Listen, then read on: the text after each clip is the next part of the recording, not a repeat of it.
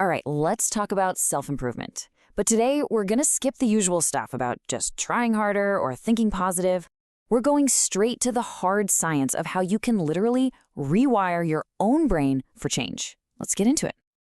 This idea right here, it's pretty much the foundation for our entire conversation. It tells us that our identity isn't some fixed, permanent thing. Nope. It's a direct result of our actions, our habits, what we consistently do day in and day out. Who we are is a process, not some final destination. It's a great question, isn't it?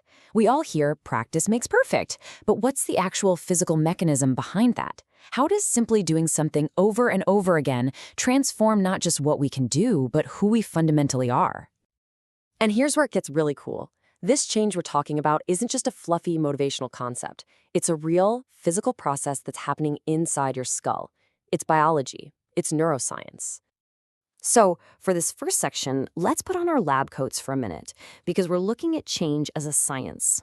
We're about to pull back the curtain on this incredible, kind of hidden superpower your brain has that makes all this personal growth possible.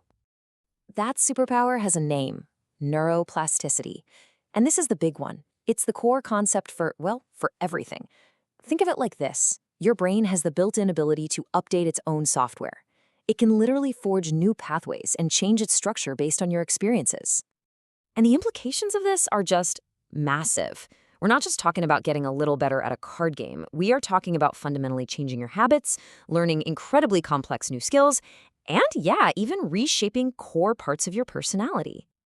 And this right here is one of the biggest myths we need to bust. That old saying, you can't teach an old dog new tricks, it is just flat out wrong, scientifically wrong. Your brain's amazing ability to change and adapt doesn't have an expiration date. It's with you for life.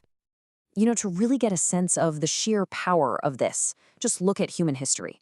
The exact same fundamental brain process that allowed our ancestors to figure out how to make fire and build shelters is what allows us to learn quantum physics and build rockets today. It's the engine of all human progress, both for you as an individual and for us as a species. Okay, I know neuroplasticity can sound a little bit abstract, a little clinical, so this next section uses a fantastic analogy that makes this whole idea really tangible and easy to wrap your head around. Let's just imagine your brain's potential for change is like a big block of wet cement. It's not hard, it's not set in stone, it's soft, it's impressionable, and it's basically just waiting for instructions. So if your brain is the wet cement, what shapes it? Well, your actions do. Every single effort you make, every time you practice, every time you decide to focus, every new thing you learn, those are the tools. You are the sculptor, deliberately carving patterns and building structures in that mental cement. All right, so if we are the sculptors, what are our tools exactly? This next part is all about the how. How do we consciously and deliberately go about molding that cement? According to the science, it really boils down to these four main tools. Discipline is the force you apply.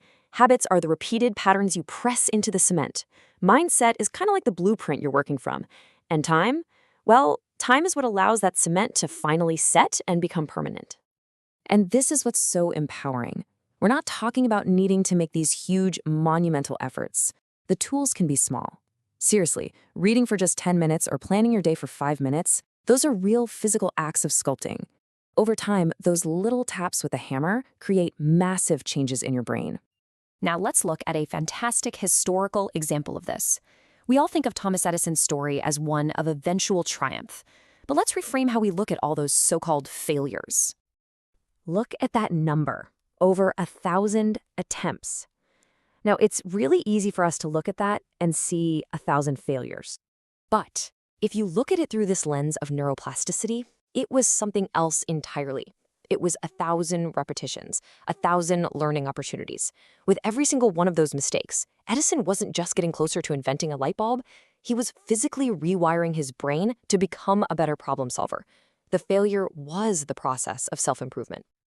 This brings us to our final and maybe most important section. This is where we tie it all together and reveal the true purpose and power of all this effort.